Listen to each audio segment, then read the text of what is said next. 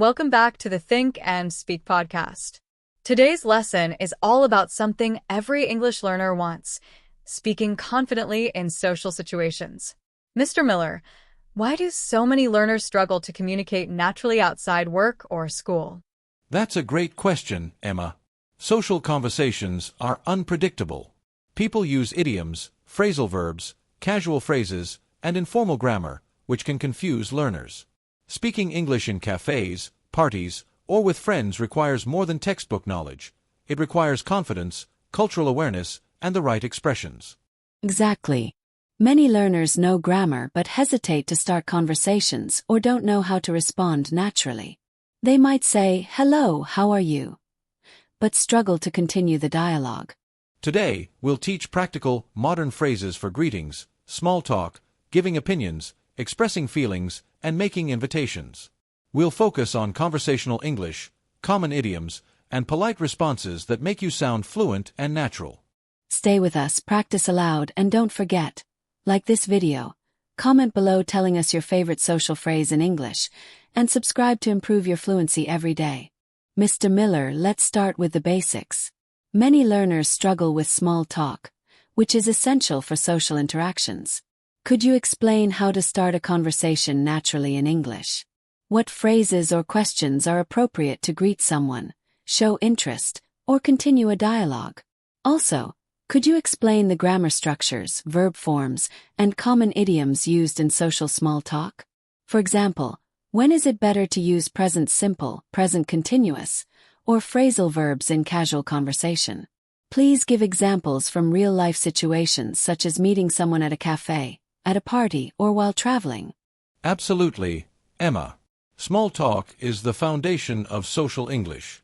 It helps build rapport and keeps conversations flowing naturally. 1. Greetings. Start with simple greetings using the present simple. Hi, how are you? Hello. How's your day going? Good morning. Did you have a nice weekend? Notice the use of present perfect for experiences. Have you been to this cafe before?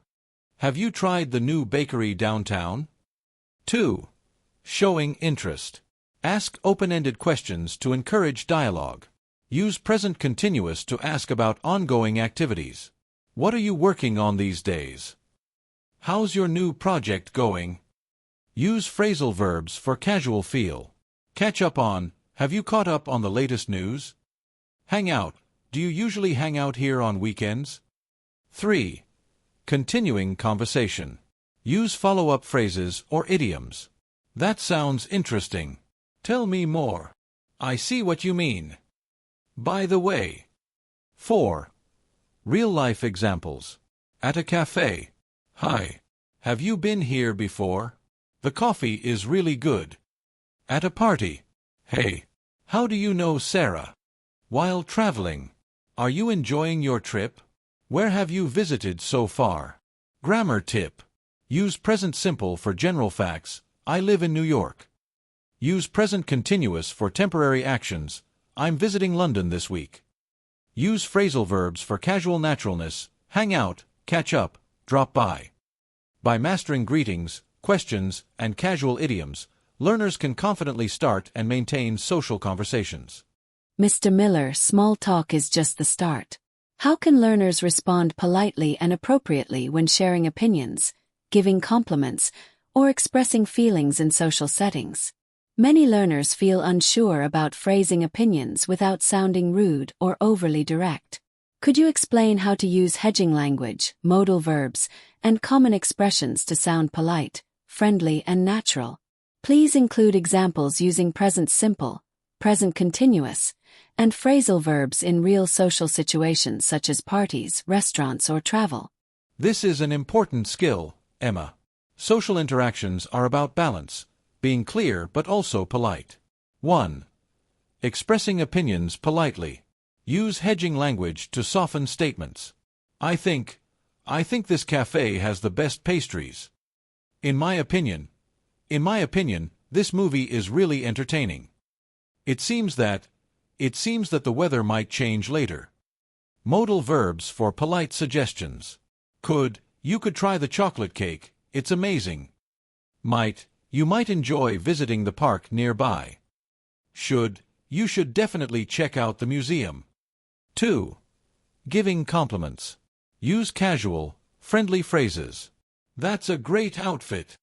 I love your hairstyle. You did really well. Avoid being too direct. Use positive adjectives and adverbs. That looks really nice. You handled that situation so well. 3. Expressing feelings. Use present continuous for current experiences. I'm really enjoying this party. I'm feeling a bit tired today. We're having a great time here. Phrasal verbs for casual tone. Hang out. I usually hang out at the park on weekends. Catch up. It's so nice to catch up with you again. 4. Real-life examples. At a restaurant. I think the pasta here is amazing. You might want to try it too. At a party. You did a great job organizing this. I really enjoyed it. While traveling. We're having a wonderful time in Paris. Have you been here before? 5. Grammar tips. Use present simple for general opinions. I like this music. Use present continuous for current feelings. I'm feeling relaxed today. Use phrasal verbs to sound natural and informal. Hang out, catch up, drop by. By using polite structures, hedging language, and friendly expressions, learners can participate comfortably in social interactions without sounding abrupt or awkward. Mr. Miller, now that we know how to start conversations and respond politely, how can learners handle social invitations, make plans, and end conversations naturally in English? Many learners hesitate because they don't know how to propose an activity, accept or decline politely, or wrap up a chat without sounding rude. Could you explain how to use modal verbs, polite expressions, and phrasal verbs for invitations, scheduling, and leaving a conversation? Please include examples using present simple, present continuous, future forms, and common idioms in social life situations like meeting friends, going to a cafe, or attending a party. Excellent, Emma. Invitations, planning, and endings are essential for smooth social interactions. Let's break it down. 1. Making invitations. Use polite structures and modal verbs. Would you like to? Would you like to join me for coffee? Do you want to? Do you want to see a movie this weekend? How about going to the new art exhibit? Shall we take a walk in the park? Grammar note. Modal verbs like would, shall, and could add politeness. Present simple is often used for general suggestions. We usually meet on Fridays. Present continuous can suggest planned actions. I'm hosting a small dinner on Saturday. Would you like to come? 2. Accepting invitations politely. I'd love to, thank you. That sounds great. I'd be happy to join. I'm looking forward to it. 3. Declining invitations politely. I'm sorry, I can't make it this time. Thanks for inviting me, but I already have plans. I'd love to, but I'm busy that day. Maybe next time. Notice the use of past or present continuous tense for prior commitments. I'm busy. I have a meeting. 4. Ending conversations naturally. Use polite exit phrases. It was great talking to you. I should get going, but let's catch up soon. I really enjoyed this chat. Thanks for your time. I hope to see you later. 5. Using phrasal verbs and idioms. Catch up. Let's catch up next week. Drop by. Feel free to drop by anytime. Wrap up. Let's wrap up for now and continue later.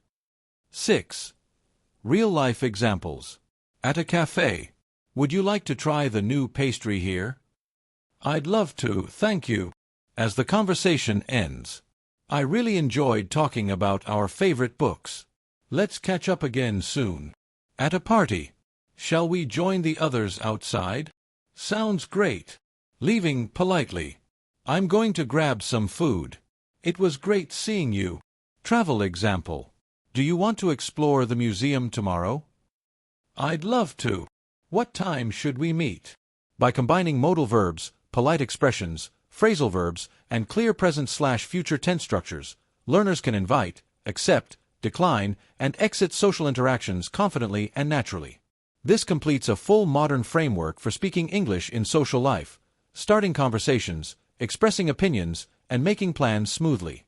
Mr. Miller, many English learners feel nervous about joining group conversations in social settings, like at parties, networking events, or casual gatherings. How can someone enter a group conversation naturally without interrupting or feeling awkward? Could you explain polite ways to join discussions, ask questions, or contribute your ideas? Please include examples using present simple, present continuous, and question forms, as well as common phrasal verbs, idioms, and expressions that help learners sound confident and friendly when interacting in a group. That is an excellent question, Emma. Joining group conversations smoothly is an essential social skill. Let's explore strategies. 1. Observing and listening first. Before speaking, listen to the topic.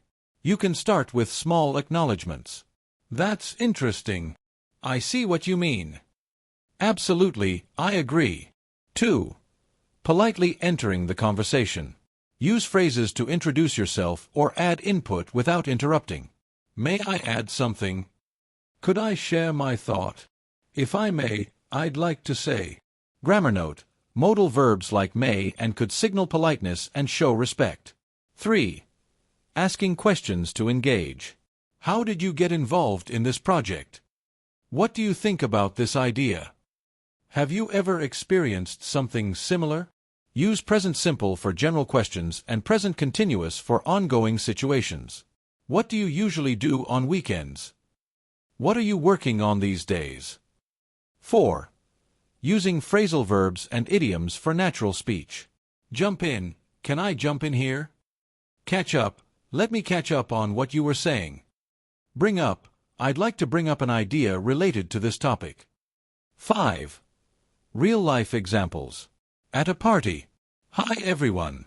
May I join the conversation? I love talking about movies too. Networking event. Could I share my experience with remote work? I think it relates to your discussion. Travel group. If I may, I'd like to suggest visiting the park tomorrow morning. Many of us haven't seen it yet. 6. Tips for confidence. Smile and use friendly tone. Match your energy to the group. Avoid long monologues. Use short contributions at first. React to what others say to show interest.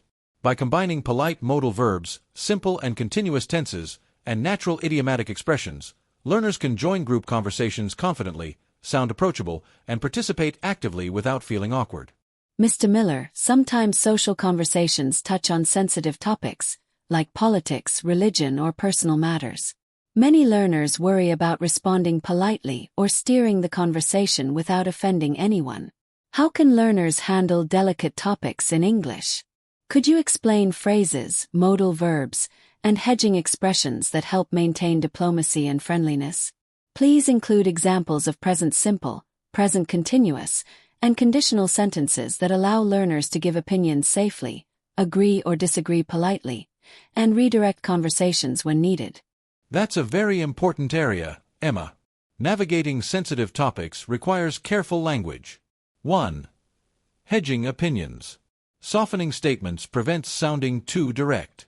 I think we may need to consider both sides. It seems that opinions differ on this topic. In my opinion, we should focus on common goals. 2.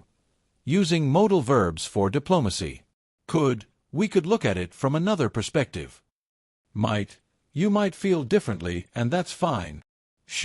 We should try to understand all viewpoints. 3. Conditional phrases for polite disagreement. First conditional: if we focus on the facts, we might reach a better understanding. Second conditional: hypothetical: if I were in your position, I would consider the other side. 4. Redirecting conversations politely. That's an interesting point. Perhaps we could also discuss. I see your perspective. Can we focus on? Let's agree to explore this further later. 5.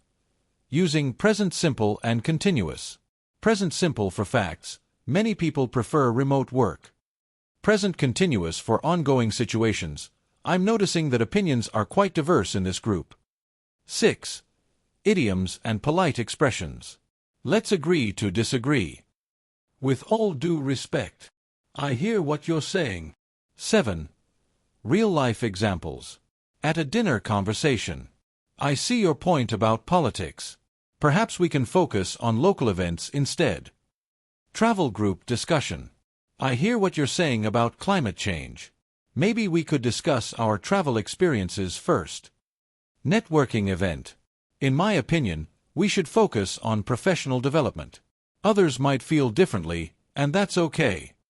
By combining hedging expressions, modal verbs, conditionals, and polite phrases, learners can navigate sensitive topics safely, maintain friendliness, and participate in social conversations without offending anyone.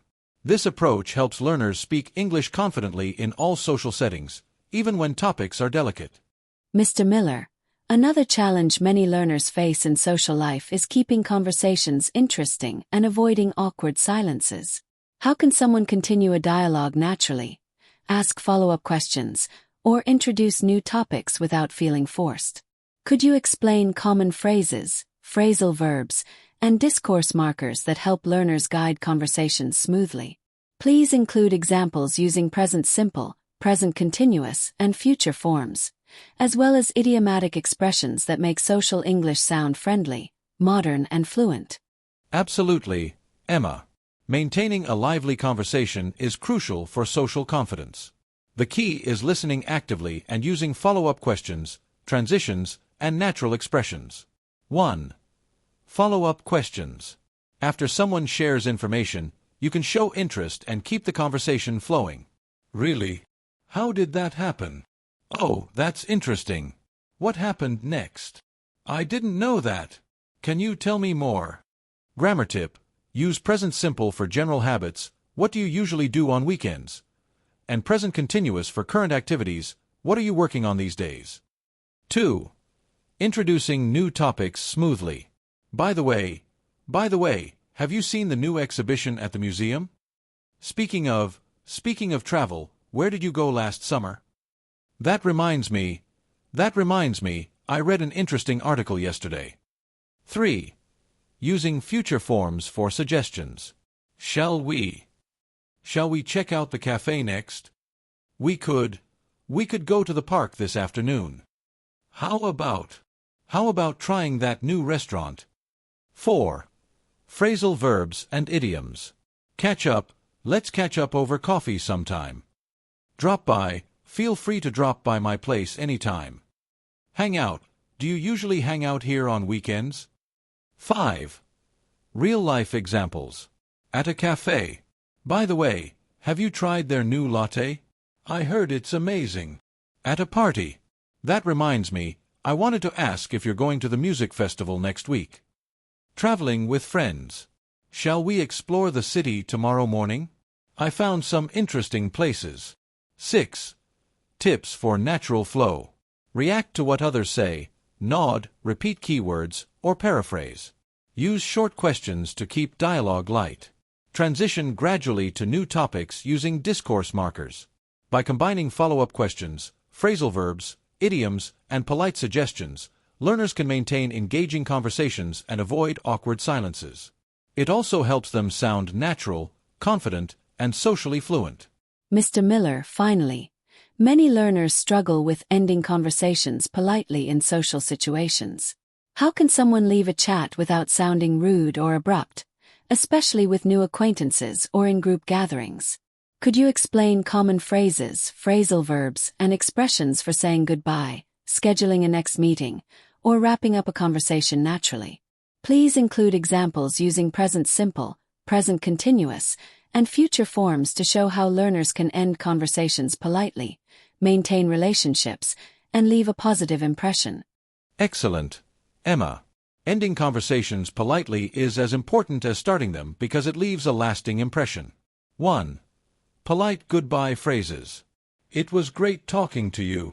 I really enjoyed this conversation. It's been a pleasure meeting you. 2. Using phrasal verbs for natural exits. Catch up. Let's catch up again soon. Drop by. Feel free to drop by any time. Head off. I should head off now, but it was lovely chatting. 3. Scheduling the next interaction. Shall we meet again next week? We could grab coffee sometime. I'd love to continue this conversation later. Grammar tip. Present simple for general plans. We usually meet on Fridays. Present continuous for scheduled plans. I'm meeting some friends later. Maybe we can meet after.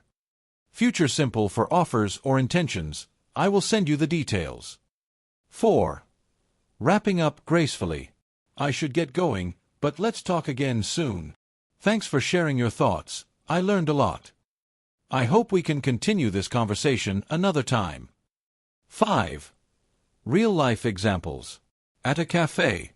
I really enjoyed our chat. Shall we catch up next week? At a party. It was lovely meeting you all. I should head off now, but let's keep in touch. Travel setting. I'm leaving for the airport soon, but it was great talking with you. I'll send you the pictures later. 6. Tips for positive impressions. Smile and maintain friendly tone. Use polite modal verbs like shall, could, and would to show consideration.